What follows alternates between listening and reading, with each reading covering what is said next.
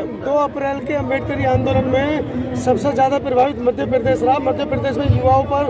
FIR सबसे ज़्यादा हुई उत्तर प्रदेश के मुकाबले। क्या उनके बारे में आपका एजेंडा है, क्या उनके बारे में कहना है? बहुजन समाज पार्टी का एजेंडा बिल्कुल साफ है कि 2 अप्रैल 2018 में जिस तरीके से भारतीय जनता पार्टी ने बेकसूर नौजवान भाइयों पर, जिन्होंने इस देश के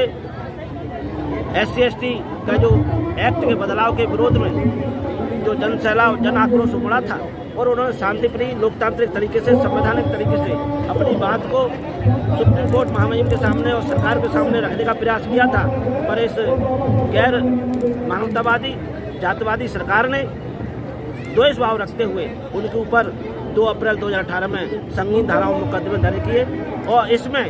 खिलवाड़ करने का सबसे ज़्यादा और काम किया तो कांग्रेस पार्टी ने किया। उन्होंने कहा कि हमारी सरकार बनेगी तो हम इन केसों को वापस लेंगे, तो उन्होंने भी 15 महीने की सरकार चलाई, केस वापस नहीं हुए। भारतीय जनता पार्टी की सरकार अभी है, केस वापस नहीं हुए। इन 2 अप्रैल 2018 के लिए बहुजन समाज पार्टी का संदेश स्पष्ट और साफ है कि जिस दिन बहुजन समाज पार्टी की सरकार होगी और शपथ होगी, पहले दिन ही 2 अप्रैल 2018 के केस वापस हो गए।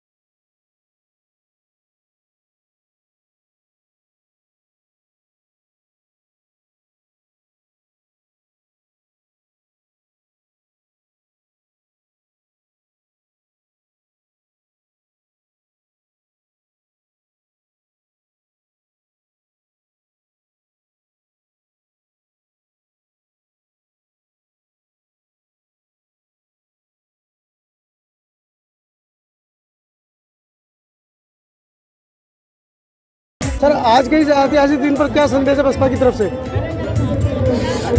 बसपा की तरफ से सबसे पहले माननीय बहनें पूरे देश के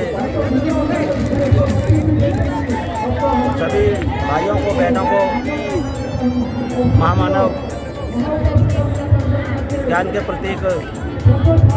संविधान माता भारत रत्न परम पूज्य डॉक्टर भीमराव अम्बेडकर जी को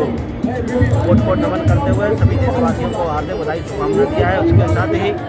बहुजन समाज पार्टी मध्य प्रदेश इकाई की ओर से हम भी प्रदेशवासियों को, ऐसे युग पुरुष जिन्होंने नारियों का उत्थान किया और दबे कुचले सोते पीड़ित समाज को मान सम्मान के साथ सिर ऊंचा करके जीना सिखाया, ऐसे महापुरुष परम पूज्य बाबा साहब डॉक्टर भीमराव अम्बेडकर जी को बहुजन समाज पार्टी इकाई मध्य प्रदेश की ओर से हम सभी प्रदेशवासियों को हार्दिक शुभकामनाएं देते हैं, उनकी मंगल कामनाएं करते हैं और उनसे उम्मीद करते हैं कि इस 2023 चुनावी वर्ष में ऐसे महापुरुष को अगर हम सच्ची श्रद्धांजलि देना चाहें, उनके जन्म जयंती पर एक संकल्प लेना चाहे कि बाबा साहब ने जो वोट का अधिकार आपको राजा बनने के लिए दिया है, तो उस वोट के अधिकार का उपयोग आप लोग राजा बनने के लिए और आदरणीय बहन कुमारी मायावती के हाथों को मजबूत करने के लिए और मध्य प्रदेश में बहुजन समाज पार्टी की सरकार बनाने के लिए कीजिए। यही संदेश बहुजन समाज पार्टी मध्य प्रदेश इकाई का सभी प्रदेश के साथियों को, नागरिकों को, भाइयों को, बहनों को, शुभचिंतकों को यही संदेश है। ये तो आपने अपील की, आपकी क्या रणनीति है? रणनीति यही है कि हमारे सभी कार्यकर्ता आज ये संकल्प लेके जा रहे हैं और इस मऊ नगर में जो हमारे महापुरुष परम पूज्य बाबा साहब की जन्मस्थली है और इस जन्मस्थली पर आज भारतीय जनता पार्टी के शिवराज सिंह भी आ रहे हैं, कमलनाथ सिंह भी आ रहे हैं और तमाम अन्य नेता और माननीय बहने के रास्ते में रोड़े अटकाने वाले भी नेता आ रहे हैं। और उन नेताओं का सिर्फ एक ही मकसद है कि जो विशाल इस बहुजन समाज का जो वोट रूपी हथियार है उसमें विभाजन हो, पर ये हम कतई नहीं होने देंगे, क्योंकि बाबा साहब के सम्मान में अगर इनको जरा सी भी एक ललक होती, उनके प्रति सम्मान होता, तो आज जो ऐतिहासिक दिन पर सबसे बड़ा पार्क, ऐतिहासिक पार्क बाबा साहब का इस इंदौर जिले के मऊ छावनी में होता है। लोग ऐसा इतना बड़ा पार्क इन्होंने नहीं बनाया है, और जबकि वही माननीय बहन जी की सरकार में उत्तर प्रदेश में सबसे बड़ा पार्क लखनऊ में बनाया गया है। ये दिखाता है कि भारतीय जनता पार्टी, कांग्रेस पार्टी की सोच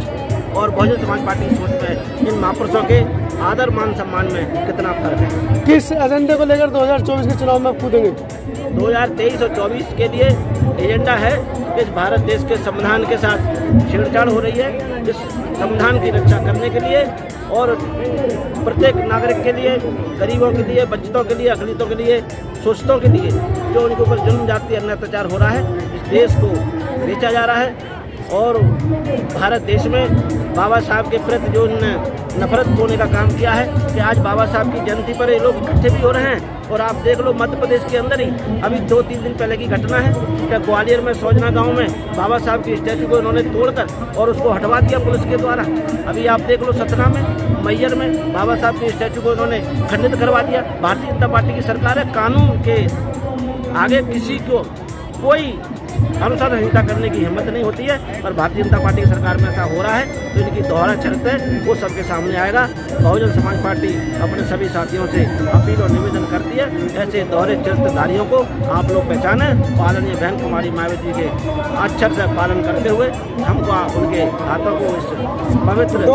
2 अप्रैल के अम्बेडकरी आंदोलन में सबसे ज़्यादा प्रभावित मध्य प्रदेश रहा। मध्य प्रदेश में युवाओं पर FIR सबसे ज़्यादा हुई उत्तर प्रदेश के मुकाबले। क्या उनके बारे में आपका एजेंडा है, क्या उनके बारे में कहना है? बहुजन समाज पार्टी का एजेंडा बिल्कुल साफ है कि 2 अप्रैल 2018 में जिस तरीके से भारतीय जनता पार्टी ने बेकसूर नौजवान भाइयों पर, जिन्होंने इस देश के SC/ST का जो एक्ट के बदलाव के विरोध में जो जन सैलाब, जन आक्रोश उमड़ा था और उन्होंने शांतिप्रिय लोकतांत्रिक तरीके से, संवैधानिक तरीके से अपनी बात को सुप्रीम कोर्ट, महामहिम के सामने और सरकार के सामने रखने का प्रयास किया था, पर इस गैर मानवतावादी, जातिवादी सरकार ने द्वेष भाव रखते हुए उनके ऊपर 2 अप्रैल 2018 में संगीन धाराओं में मुकदमे दर्ज किए। और इसमें खिलवाड़ करने का सबसे ज़्यादा और काम किया तो कांग्रेस पार्टी ने किया। उन्होंने कहा कि हमारी सरकार बनेगी तो हम इन केसों को वापस लेंगे, तो उन्होंने भी 15 महीने की सरकार चलाई, केस वापस नहीं हुए। भारतीय जनता पार्टी की सरकार अभी है, केस वापस नहीं हुए। इन 2 अप्रैल 2018 के लिए बहुजन समाज पार्टी का संदेश स्पष्ट और साफ है कि जिस दिन बहुजन समाज पार्टी की सरकार होगी और शपथ होगी, पहले दिन ही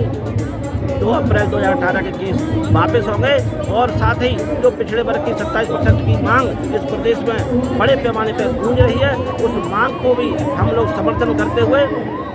27% आरक्षण पिछड़े वर्ग को भी देने का काम करेंगे। धन्यवाद।